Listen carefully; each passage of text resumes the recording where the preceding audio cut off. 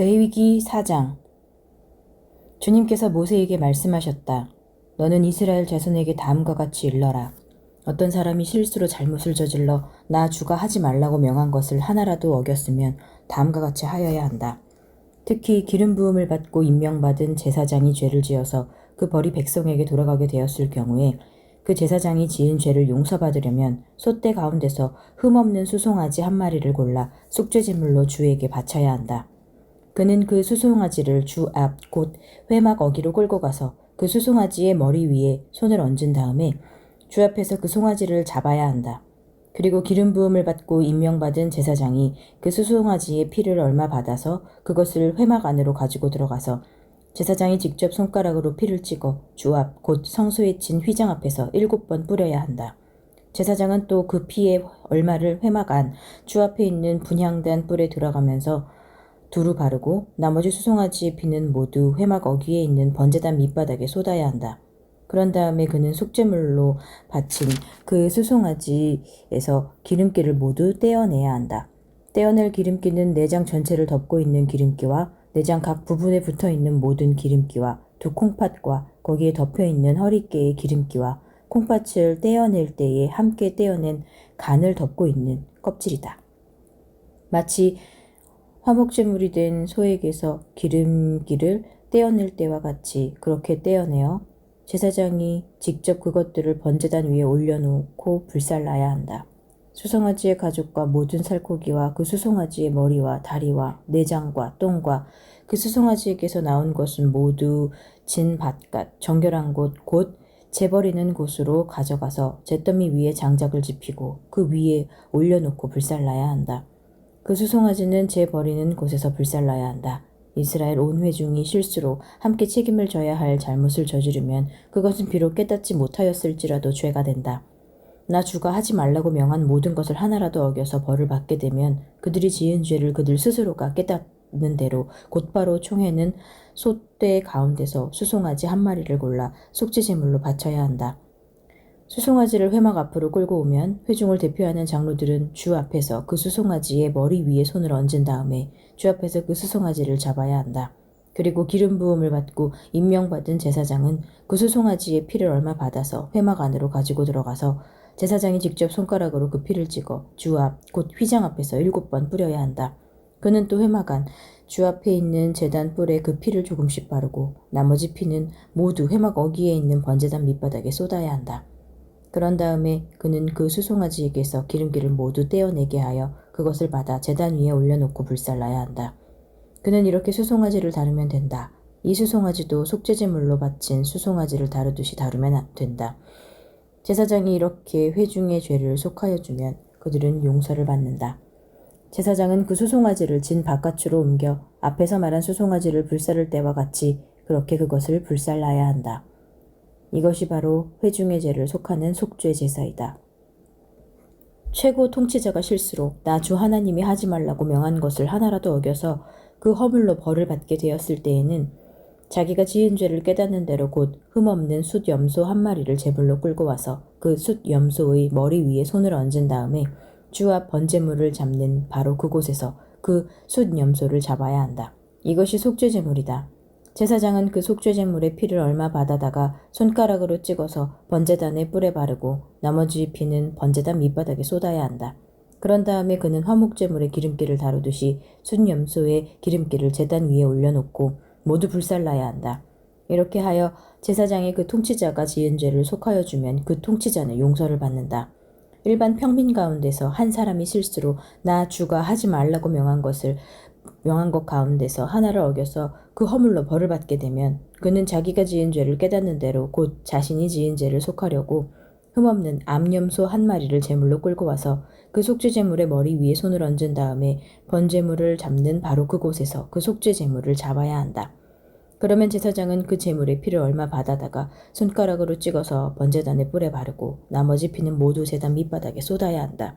제물을 가져온 사람이 화목제물의 기름기를 떼어내듯이 기름기를 모두 떼어내면 제사장은 그것을 받아 제단에 올려놓고 나 주가 그 향기를 맡고 기뻐하도록 불살라야 한다. 이렇게 하여 제사장이 제물을 가져온 사람의 죄를 속하여 주면 그는 용서를 받는다.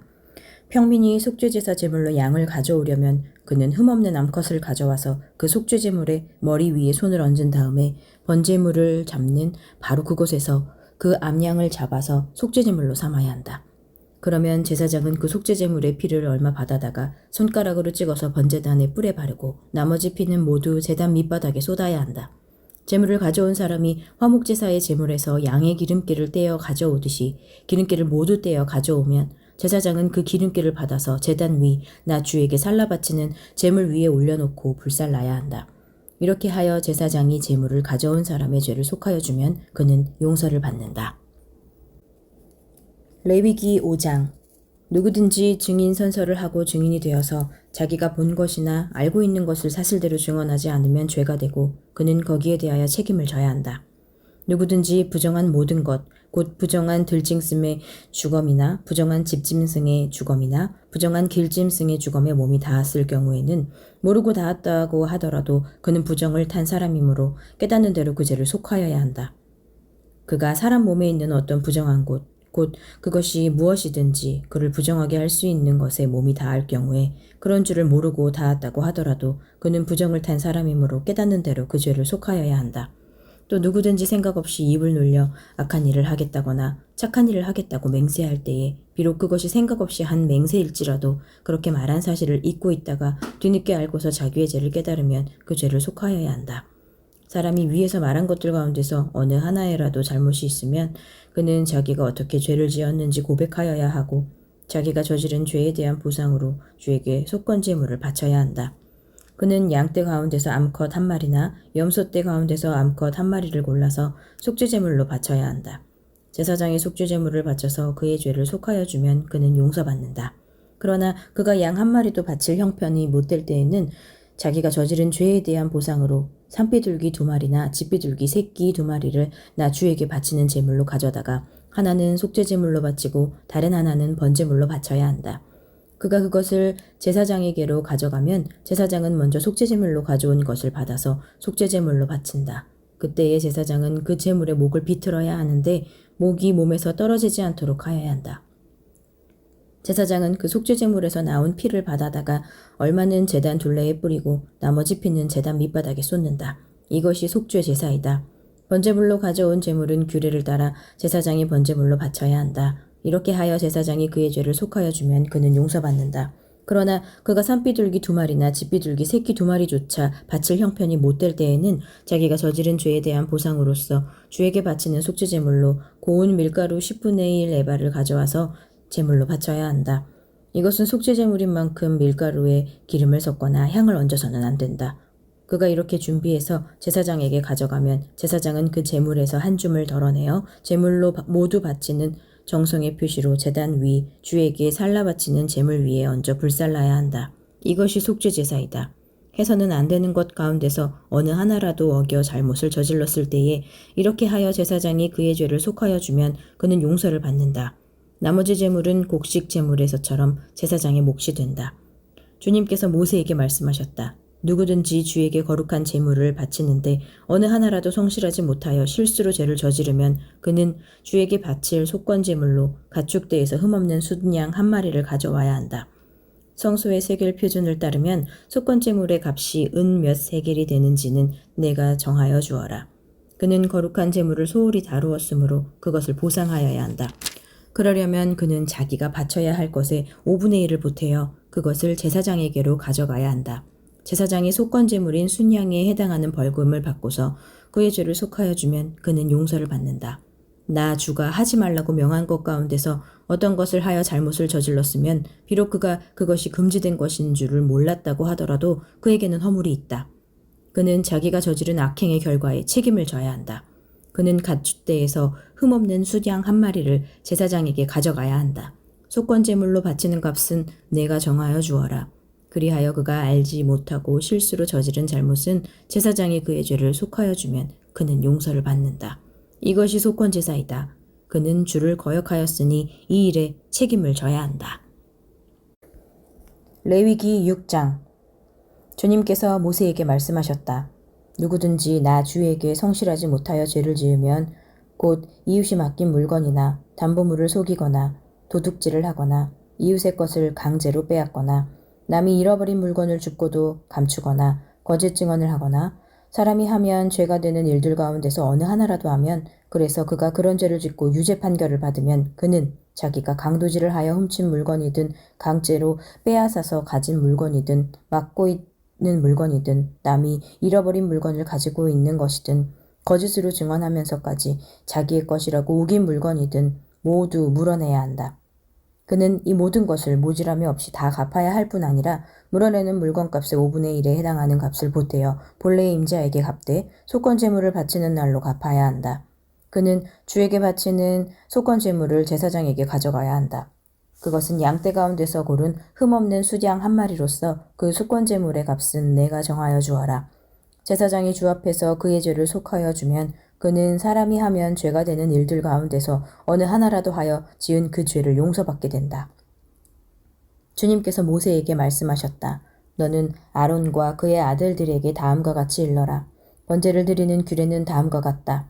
번제물은 밤이 새도록 곧 아침이 될 때까지 제단의 석쇠 위에 있어야 하고 제단 위에 불은 계속 타고 있어야 한다. 번제를 드리는 동안 제사장은 못이 두루마기를 입고 속에는 맨살에 못이 고이를 입어야 한다.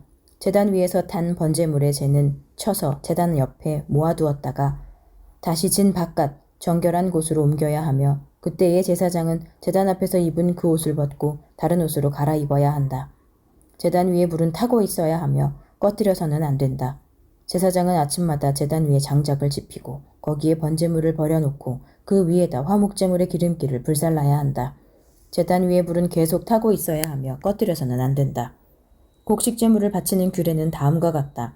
그 제물은 아론의 아들들이 주 앞, 곧 제단 앞에 바쳐야 한다. 그리고 그들 가운데서 한 제사장이 곡식제물에서 기름 섞인 고운 밀가루 한 줌과 곡식제물에 얹어 바친 향을 모두 거두어서 곡식제물을 모두 바치는 정성의 표시로 그것을 제단 위에서 불사르면 그 향기가 주를 기쁘게 할 것이다.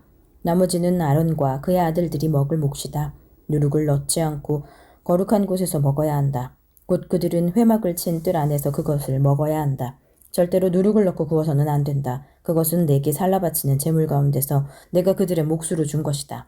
그것은 속죄제사나 속건제사의 경우와 마찬가지로 가장 거룩한 것이다. 아론의 자손들 가운데서 남자는 모두 주에게 살라바치는 이 제물에서 남은 것을 먹을 수 있다. 이것은 너희가 대대로 영원히 지켜야 할 규례이다. 이 제물을 만지는 사람은 누구든지 거룩하게 될 것이다. 주님께서 모세에게 말씀하셨다. 아론과 그의 아들들을 기름 부어 세우는 날에 제각기 주에게 바쳐야 할 제물은 다음과 같다. 늘 바치는 곡식제물에서와 같이 고운 밀가루 10분의 1 에바를 가지고 반은 아침에 그리고 반은 저녁에 바친다.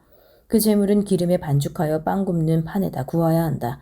너희는 그것을 기름으로 잘 반죽하여 가져와야 하고 너는 그것을 곡식제물을 바칠 때와 같이 여러 조각으로 잘라 그 향기로 주를 기쁘게 하는 제물로 바쳐야 한다.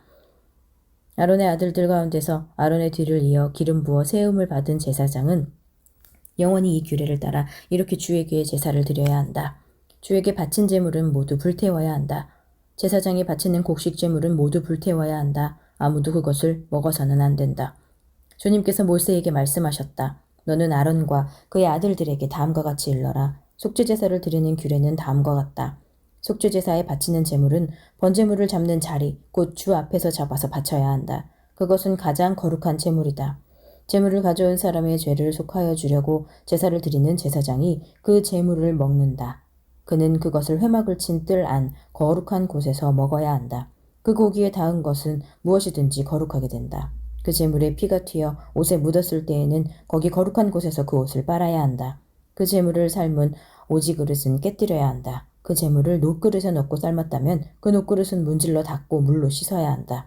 제사장으로 임명받은 사람은 모두 그 제물을 먹을 수 있다. 그것은 가장 거룩한 제물이다. 그러나 성소에서 사람을 속죄해 주려고 제물의 피를 회막 안으로 가져왔을 때에는 어떤 속죄 제물도 먹어서는 안 된다. 그 제물은 불에 태워야 한다. 마가복음 4장.